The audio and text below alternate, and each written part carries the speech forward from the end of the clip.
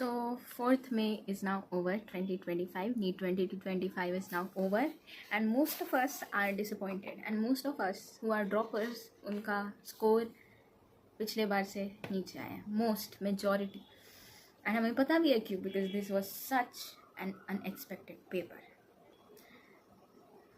मेरा experience, personal experience मैं बताऊंगी. मैं मॉक टेस्ट में अच्छा स्कोर कर रही थी, इस हद तक कि आई वॉज फर्म कि या I can definitely get a MBBS seat. But time management भी ठीक चल रहा था. थोड़ा फिजिक्स को लेके टाइम मैनेजमेंट मॉक टेस्ट में प्रॉब्लम थोड़ा होता था. आई यूज़ टू, मतलब मैं अपना टाइम मैनेजमेंट, मैं अपना टाइम लिमिट 2.5 घंटे सेट करती थी. मेरा personal experience, and they give you the paper and OMR. Time पे मिल गया था OMR और पेपर. टाइम से जस्ट 5 मिनट पहले पेपर मिल चुका था, मतलब OMR मिल चुका था. पेपर के अंदर ही रहता है. तो OMR में बोला कि तुम लोग अपना डिटेल्स चालू कर लो भरना. I was confident. I divided the time 50 minute along with OMR marking for bio, 40 minutes for chemistry without marking the OMR. मतलब मान लो 50 मिनट केमिस्ट्री को भी दे दी, बाकी 1 घंटा 20 मिनट पूरा प्योरली फिज़िक्स. ठीक है. फिर बायो करते जा रही हूँ. मतलब बायो एंड क्यों नहीं हो रहा है. एंड मुझे ऐसा लगा, मॉक पेपर्स में तो ऐसे यूजुअली मैंने देखा था कि बॉटनी और जूलॉजी अलग सेक्शन होते हैं, बट भाई यहाँ जूलॉजी बायो, जूलॉजी बॉटनी दोनों मिक्स्ड अप था. एंड इतने लंबे क्वेश्चन, मैं अभी भी पेपर देख के बता सकती हूँ, इतने लंबे क्वेश्चन, इतना लंबा स्टेटमेंट, लेंदी प्रो मैक्स. इतना लेंदी पेपर मैंने कोई नहीं देखा. मैंने 2016 जो हार्डेस्ट पेपर माना गया नीट के हिस्ट्री में, उससे लेकर ईजीएस्ट पेपर तक सॉल्व किया है, क्वेश्चन सॉल्व किया है, PYQs किया है, बट ऐसा क्वेश्चन मैंने कभी नहीं देखा. एंड कुछ टॉपिक्स बहुत अलग से थे, या हाई ऑर्डर थिंकिंग स्किल्स कह लो, या आउट ऑफ सिलेबस मान लो, क्या पता नहीं क्या मचा था भाई. तो when I completed my bio, I just looked at the clock, 1 घंटा 15 minute without marking the OMR, and I was shocked. Oh my God, ऐसा स्पीड मैंने बायो में कभी नहीं देखा. फिर उसके बाद आया केमिस्ट्री. मैं पैनिक करने लग गई कि टाइम कम है. केमिस्ट्री का क्वेश्चन देखा, physical, you know the condition, physical chemistry का लेंदी क्वेश्चंस एंड कैलकुलेशन. फिर केमिस्ट्री मेरा थोड़ा वीक है, बट मैं अच्छे से रिवाइज करके गई थी. सो आई वाज श्योर कि अगर ऐसा होता तो आई कैन स्कोर 140 150. भाई केमिस्ट्री का पेपर लोग बोल रहे ईजी है, बट मुझे मॉडरेट लगा. मुझे फिजिकल केमिस्ट्री बहुत लेंदी लगा, एंड मैं पैनिक मोड में आ चुकी थी. तो मेरे को पता नहीं था मैं क्या. केमिस्ट्री इनऑर्गेनिक तो यार कहाँ था, मैंने ढूंढा 3-4 जगह था. उसके बाद मुझे इनऑर्गेनिक नहीं दिखा. ऑर्गेनिक था, फिजिकल था. भाई इनऑर्गेनिक जिसके लिए मैं पिछले साल 2024 में जिसके लिए सबसे अंडर कॉन्फिडेंट थी, उस इनऑर्गेनिक के लिए इस साल मैं बहुत कॉन्फिडेंट थी. एंड इनऑर्गेनिक मेरे हिसाब से कम आया. जो वेटेज होना चाहिए था एक्सपेक्टेड वेटेज से काफ़ी कम आया. टफ कह सकते हो, बट मॉडरेट ज़्यादा, मॉडरेट साइड पे ज़्यादा था. जो मेजर टेस्ट होता है उसके लेवल का था, उससे उसी के लेवल का था. केमिस्ट्री थोड़ा सा और टफ था उससे. बट फिज़िक्स, भाई फिज़िक्स करते करते मैं लिटरली बोल रही हूँ, मेरा OMR मार्किंग बाकी था, मेरा केमिस्ट्री का कंप्लीट करना बाकी था. इट वाज 30 मिनट्स जितना बचा था मेरे पास. एंड उस टाइम पे मैंने रियलाइज़ किया कि भाई अभी तक मैंने सिर्फ बायो किया है, केमिस्ट्री किया है, एंड उसका OMR मैंने 30th मिनट, मतलब 30 मिनट बचे थे और मैंने OMR फिल किया था. बस फिज़िक्स, बस बायो और केमिस्ट्री को लेके. फिज़िक्स ऐसे का पढ़ा, ऐसे ही पढ़ा हुआ है. एंड उस समय एंग्जाइटी, पैनिक, वो सब भाई ऐसे काँप रहे थे मेरे हाथ. रोना आ रहा है बट मैं रो नहीं सकती, आ रहा है पर आ भी नहीं रहा है, समझ रहे हो. रोना चाहती हूँ पर रो नहीं पा रही हूँ, ऐसा कंडीशन था. फिज़िक्स मेरा कॉन्फिडेंट सब्जेक्ट है, एंड ऐसा क्वेश्चन देके मुझे उस समय तक रियलाइज़ नहीं हुआ पेपर कैसा है, फिज़िक्स कैसा है. मुझे उस समय तक भी रियलाइज़ नहीं हुआ जब तक मैं पेपर देते गई. मैं जैसे ही पेपर देखी, चलो 1 क्वेश्चन हो गया, दूसरा क्वेश्चन नहीं हो रहा है, तीसरा क्वेश्चन हो गया, चौथा क्वेश्चन मुझसे नहीं हो रहा है. मैं सोची भाई कहाँ, इधर. मैंने फिर रैंडमली कुछ क्वेश्चन ऐसे सोच समझ के कि क्या होगा मन में कैलकुलेशन करके, क्योंकि मेरा आदत है कि मैं पेन से ज़्यादा दिमाग में कैलकुलेशन कर लेती हूँ. मैं बिना पेन उठाए कैलकुलेशन कर लेती हूँ, और मेरा कैलकुलेशन ठीक ठाक हो जाता है. एक्सेप्ट द रेशियोज, जो जिसमें देखना पड़ता है कि किधर है, ऊपर है या नीचे. भाई फिर भी फिज़िक्स मुझे लगा कि मेरी गलती है, मेरे पैनिक के कारण मैंने ख़राब कर दिया अपना फिज़िक्स. एंड मैं सेंटर से बाहर निकली with all the hopes shattered. Confident थी कि हो जाएगा सिलेक्शन, बट जैसा गया इट्स लाइक ये तो पिछले साल से भी बुरा चला गया. मार्क्स वाइज पिछले साल से बुरा चला गया। सोच रही थी how will I face my parents. इतना जब तुम मेहनत करते हो, मेहनत किया लिटरली, PYQs किए, टेस्ट सीरीज दिया, नोट्स, लेक्चर्स में मैंने उतना टाइम नहीं दिया। मैंने टाइम बहुत दिया, बट ऐसा नहीं कि मैं एक घंटे के लिए एक चैप्टर के लिए 36 घंटे का लेक्चर देख रही हूँ, वैसा नहीं। बट नोट्स मैंने मतलब इतने अच्छे अच्छे फैकल्टीज़ के नोट्स मैंने किए। एंड यू वोंट बिलीव, मैंने जूलॉजी में 170 स्कोर किया था 2024 में। So you can understand the level of notes I had. बहुत अच्छे नोट्स थे, आई स्वेयर, बहुत अच्छे नोट्स थे। बट यही नोट्स मैंने इस साल भी दिए, बट भाई वहाँ नोट्स से क्वेश्चन ही नहीं आया। नोट्स तो छोड़ो, NCERT के कंटेंट, NCERT से क्वेश्चन ही नहीं आया इतना जितना मैंने एक्सपेक्ट किया था। NCERT मतलब ऐसे NCERT बायो पूरा कंप्लीट नीट का क्वेश्चन NCERT बायो से आता था। बट इस बार मेरे को लगा भाई कौन सा ये लोग कॉन्सेप्ट यूज़ करें, एंड स्टेटमेंट इतने लेंदी, बाय गॉड इतने लेंदी स्टेटमेंट। क्या कर रहे हो तुम बच्चों के साथ, क्या कर रहे हो? बायो में जब इतना टाइम लगा तो पैनिक अटैक होना ही था। I was literally shaking after physics. Definitely chemistry के बाद में शेक कर रही थी, एंड फिजिक्स कंप्लीट करते करते आई नहीं होगा, नहीं होगा, I just want to skip this trauma. But it was a nightmare for everybody. Paper tough आया तो सबके लिए टफ आया है, पर वो मेरा मेंटल कंडीशन जो उस समय हो गया था उसके कारण मैंने अपना परफॉर्मेंस इवन वर्स कर दिया। मैं माइंड स्टेबल नहीं रख पाई। So I am done with NEET with this year as well. And मेरा ये दूसरा साल था। I am a first year dropper and I have attempted NEET twice in these 2 years, 2024 and 2025.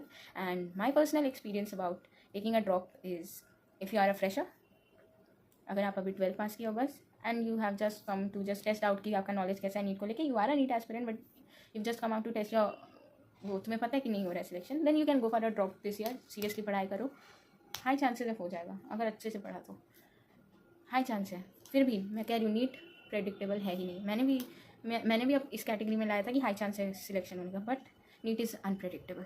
मेरे साथ भी वही हुआ। सेकेंड ईयर जो था मेरा अभी नीट का, उसके बाद मैं समझ गई there is no use of giving one chance again.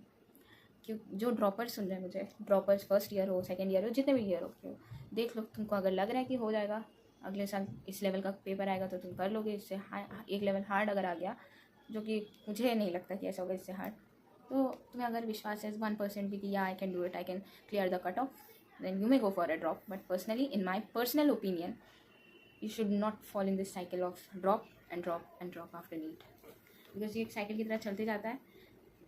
And इसमें कोई एज लिमिट तो है नहीं, तो तुम समझ सकते हो कितने सारे लोग ड्रॉप लेते हैं हर साल। कितने सारे लोग, कोई 7 साल का ड्रॉपर अटेम्प्ट करता है, कोई 6 साल का ड्रॉपर, कोई 2 साल का, कोई 1 साल का, कोई फ्रेशर। सो आइड से मूव ऑन, आगे बढ़ो। एंड मेरा पर्सनल ओपिनियन यही है कि अगर आप सीरियस एस्पिरेंट थे फर्स्ट ईयर में, फ्रेशर में, 12th में, you may give it a chance. अगर आप ऐसे ही बस टेस्ट करने आ गया, आपको लगता है कि अगले साल मैं अच्छे से पढ़ाई करूँगा तो हो जाएगा, तो very good, you may also give a chance. But अगर आप ड्रॉपर हो और आपको पता है, क्योंकि ड्रॉपर्स को यूजुअली पता होता है कि ये it's not just about the starting, ये पूरा थ्रू आउट आपको कंसिस्टेंट रहना पड़ेगा, थ्रू आउट आपको टेस्ट देने पड़ेंगे, थ्रू आउट आपको सिलेबस से वाकिफ़ रहना पड़ेगा, आपको सिलेबस आगे पीछे ऊपर नीचे सब पता होना चाहिए सिलेबस का। साथ साथ आपका कंटेंट भी क्वालिटी का होना चाहिए। तो क्वालिटी कंटेंट तो सबका था, पर जो नीट का क्वालिटी है वो तो अलग ही लेवल का आ गया। And NEET is definitely not predictable, so there is no use कि आप एक्सपेक्ट करो कि अगले साल नीट ईजी रहेगा या हार्ड रहेगा। मैं तो कह रही हूँ कि मेरा पर्सनल ओपिनियन फिर भी यही है कि आई am not taking a drop because मेरा एक्सपीरियंस मेस्ड अप था, एंड बाकी लोगों का भी था। बहुत कम ऐसे बच्चे जो पिछले साल से ज़्यादा स्कोर कर रहे हैं, बहुत रेयर। बाकी सारे बच्चे पिछले साल से कम स्कोर कर रहे हैं, मैं भी। तो मुझे लगता है कट ऑफ इस बार गिरेगा ही डेफिनेटली। बाकी क्या है, बाकी तो मैंने बोल दिया। पेरेंट्स का फेस सोचा था कि पेरेंट्स का फेस बहुत गर्व से उठाऊंगी, मतलब पेरेंट्स का फेस देखे आपको एक मोटिवेशन मिलता है कि हाँ आप कर लोगे। एंड मेरे पास भी वो मोटिवेशन था, कॉन्फिडेंस था। बट यू नेवर नो कि नीट क्या कर देगा, NTA क्या कर देगा। इस बार ऐसा अनप्रेडिक्टेबल किया कि मैं अपना जो एक्सपेक्टेड परफॉर्मेंस था उससे भी नीचे गिर गया। जो मैं अच्छा कर सकती थी पेपर के दौरान, वो भी मैं पैनिक करके नहीं कर पाई। एंड ऐसा पैनिक मैं कोई एग्ज़ाम में नहीं की। Literally I have been a very bright student since childhood, तो मेरा एकेडमिक्स अच्छा है, मेरा एकेडमिक्स स्ट्रॉन्ग है. But this time I guess the paper deceived me, और maybe I deceived myself. धक्का लगा. पीछे एग्ज़ाम में जब आप कर रहे हो तो आपको एक सेंस आ जाता है कि होगा या नहीं होगा. तो वो मुझे केमिस्ट्री के बाद पता चल गया, क्योंकि टाइम कम था, फिज़िक्स का लेवल ऐसा था, एंड उस टफ क्वेश्चन के बीच में क्या तुमसे हो पाएगा एंड क्या नीट के पैटर्न का है, ये ढूंढना बहुत बड़ा टास्क है. एंड इसलिए मेरा फिज़िक्स तो डूब गया. एंड एक और चीज़ तो ये भी है कि डॉक्टर बनने के लिए तैयारी में थे, डॉक्टर बनने गए थे, मरीज़ बन के आ गए. तो अब आगे कोर्स ऑफ एक्शन यही है कि बाकी एग्ज़ाम्स देखो, CUET जैसे एग्ज़ाम्स होते हैं, जो भी ड्रॉपर सुन रहे हो या फिर जो भी 12th के बाद वाले हो and they have decided not to take a drop, बाकी एग्ज़ाम्स पे फोकस करो एंड BSc कर लो. जो लोग मैथ्स लेके पढ़ रहे हैं bio, you may go for BTech and many other options जो मैथ्स के साथ अवेलेबल है. एंड जो ड्रॉप को इतना लोग ग्लोरीफाई करते हैं, please don't. The social media is glorifying drops. मैं अभी थोड़ा और इस ड्रॉप के फेवर में इसलिए आई थी क्योंकि सोशल मीडिया में every other people, and it's very common in medical entrance का preparation, that people opt for drop. Drop को इतना ग्लोरीफाई मत करो कि बाद में जब धक्का लगे then you just end up saying I wasted फलाना years of my life. Waste तो कुछ नहीं गया है. वेस्ट मैं कहूँगी नहीं गया है. आप सीख के आए हो, आप फेल होके नहीं आए हो. मैं भी वही मान रही हूँ. I will may be this was not my exam जो मुझे देना था. बहुत लोगों का एक्सपेक्टेशन था, किसी का मतलब प्रॉमिस भी पूरा करना था, पेरेंट्स का हो या फिर फैमिली का हो.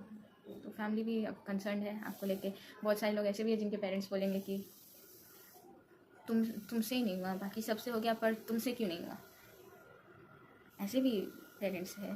तो उनको भी बोलूँगी निराश मत हो, आगे का सोचो. जस्ट एक फर्म डिसीजन लो, प्रैक्टिकल डिसीजन लो कि क्या तुम ड्रॉप लेने लायक हो, इस मेंटल स्टेट में हो. मेंटल स्टेट इज़ इम्पॉर्टेंट, क्योंकि वी नो 3 मंथ्स बहुत क्रूशियल थे. अपना हेल्थ, अपना मेंटल कंडीशन सब दाव पे लगा दिया था इस एग्ज़ाम के लिए. एंड में अगर रिजल्ट सेटिस्फैक्ट्री नहीं होता है then you have to think for other options. वही करो जो तुम्हें ठीक लगे. प्रैक्टिकली सोचो, बिकॉज नीट इज़ अनप्रेडिक्टेबल. आज मैंने ये चीज़ समझ लिया. जो लोग बोलते हैं कि पेपर बहुत प्रेडिक्टेबल आएगा, जेई का लेवल इजी था, देख लो JEE was much easier than ये नीट. ये तो एडवांस लेवल का फिज़िक्स का क्वेश्चन डाल के बोल रहे हैं कि आप नीट दे रहे हो. वाई? फिज़िक्स नीट जैसे पेपर में इसलिए होता है ताकि कंपटीशन बढ़ा पाए. एंड आप ऐसे हद तक कंपटीशन बढ़ा दोगे कि ये क्वेश्चंस जेई वाले चैनल्स पे डिस्कस हो, then you can understand the severity and then you can understand the seriousness of the questions in the paper and the toughness of the paper definitely. तो अब family को क्या बोलना है क्या नहीं बोलना है वो तो आप लोग पे है, बट अंदर से शैटर नहीं होना है. मेंटली स्ट्रॉन्ग रहना सबसे इम्पोर्टेंट है, तभी तुम कुछ कर पाओगे. ये मैंने एग्ज़ाम में भी देखा. अगर मैं मेंटली स्टेबल रहती, स्ट्रॉन्ग रहती, पैनिक नहीं करती, तो मेरा परफॉर्मेंस काफ़ी बेटर आ सकता था. But it's never predictable. बाकी अगर आपको हम नीट एस्पिरेंट्स के लिए सहानुभूति है, सिंपैथी है, सांत्वना है, या फिर आप ऐसे ही देखना चाहते हो, आपको मेरे वीडियो से कुछ हेल्पफुल पता चला, या फिर आपको लगता है कि हाँ मैं कुछ सही बोल रही हूँ, आपके फिर आपका और मेरा माइंडसेट सेम है इस रिगार्डिंग, तो डू लाइक द वीडियो. और मैं क्या बोलूँ, कुछ बोलने लायक तो छोड़ा नहीं इंडिया ने. आगे बढ़ो with a smile, and this smile is not for being happy, but this smile is just a sarcasm कि यार हो तो अच्छा सकता था पर मैं नहीं कर पाई. But I am not a failure and I am not gonna give up. सिर्फ नीट ही एक एग्ज़ाम नहीं है, लाइफ में अप्स एंड डाउन्स बहुत आएंगे. तो यही लाइफ है, अनप्रेडिक्टेबल लाइफ. ऑप्शंस और रखना बहुत ज़रूरी है, बैकअप रखना ज़रूरी है. This is all I know. Thank you.